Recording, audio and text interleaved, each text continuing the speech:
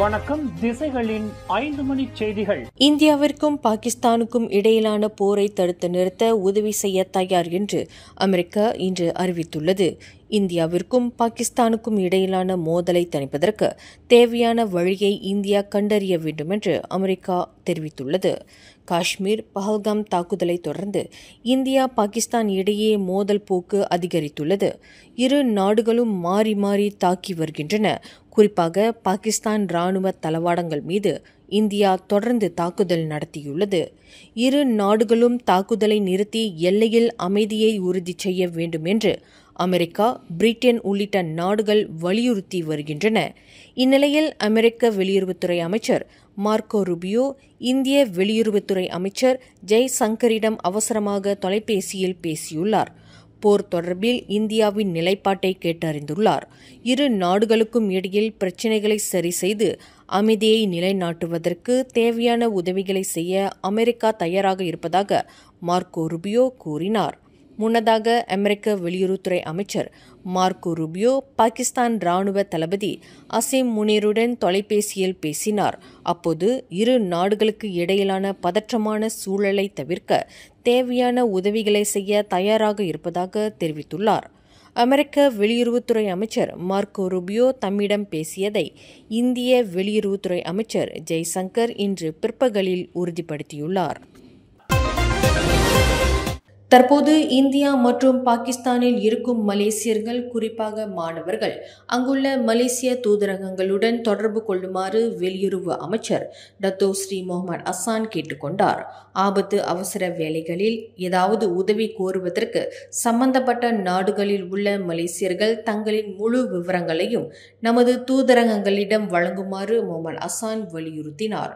இந்தியாவிற்கும் பாகிஸ்தானுக்கும் இடையில் எல்லை தாக்குதல்கள் தொடர்ந்து நிகழ்ந்து வருவதால் ஆபத்து இருக்கக்கூடிய இடர்மிக்க பகுதிகளுக்கு செல்ல வேண்டாம் என்று மலேசியர்களுக்கு அமைச்சர் முகமது அசான் அறிவுறுத்தியுள்ளார். இம்மாதம் நடைபெறவிருக்கும் PKR கட்சியின் உயர்மட்ட தலைவர்களுக்கான தேர்தலில் பல்வேறு பொறுப்புகளுக்கு மொத்தம் 251 வேட்பாளர்கள் போட்டியிடவிருப்பதாக தேர்தல் குழு தலைவர் டத்தோஸ்ரீ டாக்டர் ஜலேஹா முஸ்தபா தெரிவித்துள்ளார். PKR கட்சியின் மத்திய தலைமைத்துவ மன்ற உறுப்பினர் பதவிகளுக்கு மொத்தம் 104 பேர் போட்டியிடுகின்றனர். அதேவேளையில் இளைஞர் பிரிவுக்கு 85 பேரும், மகளிர் பிரிவுக்கு 62 பேரும் போட்டியிடுகின்றனர் என்று டாக்டர் ஜலேஹா குறிப்பிட்டார். ஒட்டுமொத்தத்தில் மிக பரபரப்பாக நடைபெறவிருக்கும் PKR கட்சியின் உயர்மட்ட தலைவர்களுக்கான பதவிகளுக்கு 251 பேர் என்ற அளவில் மிகப்பெரிய எண்ணிக்கையை கொண்ட வேட்பாளர்கள் பட்டாளம் களம் இறங்கியிருப்பது இதுவே முதல் முறையாகும். PKR தேர்தலில் மத்திய தலைமைத்துவ மன்ற உறுப்பினர் பதவிக்கு தாம் போட்டியிட முன்வந்திருப்பது பதவிக்காக அல்ல என்று அதன் தகவல் பிரிவு தலைவர் டத்து ஃபாமி ஃபசில் தெளிவுபடுத்தினார். தாம் பதவிக்காக போட்டியிடவில்லை என்றும் போராட்டம் மீதான நம்பிக்கையின் காரணமாகவும் இந்த முடிவை தாம் எடுத்ததாக அவர் விளக்கினார். 20 ஆண்டுகளுக்கு மேலாக ரிஃபோமாசி எனும் இந்த சீர்திருத்த இயக்கத்தில் நாங்கள் ஒன்றாக இருக்கிறோம். வீதியில் இருந்து புத்ராஜயா வரை சிரமத்தில் ஆழ்த்தப்பட்ட மற்றும் அநீதி இழைக்கப்பட்ட மக்களுக்கு நீதி கோருவது முதல் அனைத்து மலேசியர்களுக்கும் மிகவும் நியாயமான மற்றும் வெளிப்படையான ஓர் இயக்கத்தை மீண்டும் கட்டியெழுப்ப வேண்டும்.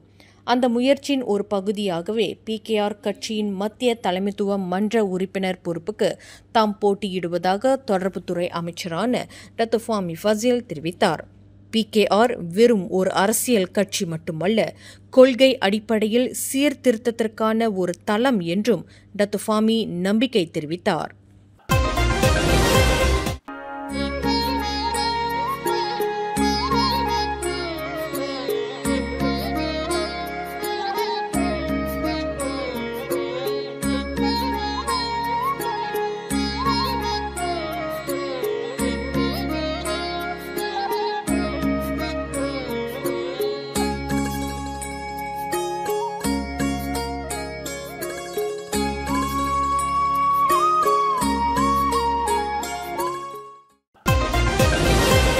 மடானி தொழிலாளர் அட்டை என்றால் என்ன?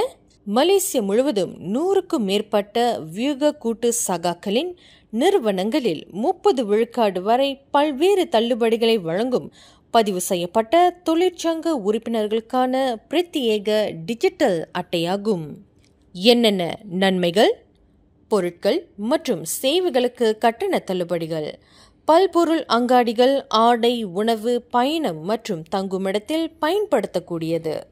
தனித்துவமான டிஜிட்டல் அட்டை எளிதானது, பயனருக்கு நட்புறவானது. தகுதி பெற்றவர்கள் யார்? மலேசிய பிரஜை, பதிவு செய்யப்பட்ட தொழிற்சங்க உறுப்பினர். எளிய விண்ணப்ப முறை. வலம் வரவும் காட் பக்கர்ஜ மடானி @mohr.gov.my.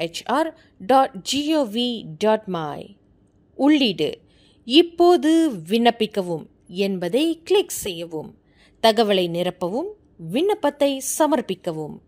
நோக்கங்கள் யாவை? பணியாளர் பங்களிப்புகளை அங்கீகரித்தல், வாழ்க்கை செலவை குறைத்தல், தொழிற்சங்கங்களில் பங்கேற்பை ஊக்குவித்தல்.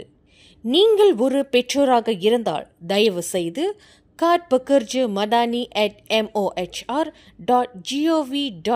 என்ற அகப்பக்கத்தில் இப்போதே விண்ணப்பித்து தொழிற்சங்க உறுப்பினர்களுக்கான சலுகைகளை அனுபவியுங்கள்.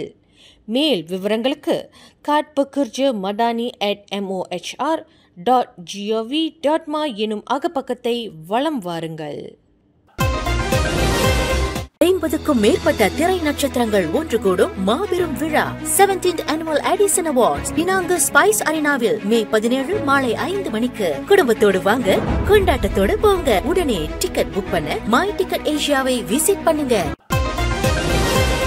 பேரா Manjung Pantai Remis Kampung Benting Luas என்ற இடத்தில் உள்ள ஆற்றில் விழுந்த 15 வயது சிறுமியின் உடல் இன்று காலை 7:50 மணியளவில் கண்டுபிடிக்கப்பட்டது. ஷெலு ngு ஷியோக் யி என்ற அந்த இளம்பெண் ஆற்றில் விழுந்த இடத்திலிருந்து 1 கிலோமீட்டர் தூரத்தில் அவரின் உடல் கரையோரத்தில் சிக்கி கிடந்தது தெரிய வந்தது. நேற்று மாலையில் படகுத்துறையை சுற்றி பார்ப்பதற்காக ஆற்றை கடக்கும் பாலத்தில் நடந்து சென்று கொண்டிருந்த அந்த இளம்பெண் பாலத்தின் மக்கிய பலகை உடைந்து கீழே விழுந்ததில் அந்த பெண்ணும் ஆற்றில் விழுந்ததாக தெரிவிக்கப்பட்டது. தீயணைப்பு மீட்பு படையினரின் உதவியுடன் மீட்கப்பட்ட அந்த பெண்ணின் உடல் சவ பரிசோதனைக்காக ஸ்ரீ மஞ்சோங் மருத்துவமனை சவக்கிடங்கிற்கு கொண்டு செல்லப்பட்டது. 4-wheel டிரைவ் வாகனம் ஒன்று திடீரென்று தீப்பிடித்துக் கொண்டதில் ஆடவர் ஒருவர் கருகி மாண்டார். இச்சம்பவம் இன்று அதிகாலை 4:40 மணியளவில் ஷாலாம் செக்ஷன் 27 நிகழ்ந்தது. தகவல் கிடைத்து சம்பவ இடத்திற்கு ஷாலாம் நிலையத்தைச் சேர்ந்த 6 கொண்ட தீயணைப்பு குழுவினர் விரைந்ததாக தீயணைப்பு மீட்பு படையின் ஸ்லாங்கோர் மாநில உதவி இயக்குனர் ஹமட் முக்லிஸ் முக்தார் தெரிவித்தார். தீ நாலாபுறமும் கொழுந்துவிட்டு எரிந்ததால் தீ ஜுவாலைக்குள் சிக்கிய அந்த நபர் காரிலிருந்து தப்பிக்க இயலாமல் கருகி மாண்டதாக அவர் குறிப்பிட்டார். இதில் அந்த ஆடவர் செலுத்திய வாகனம் 100 விழுக்காடு அழிந்ததாக அஹமத் முக்லிஸ் மேலும் கூறினார்.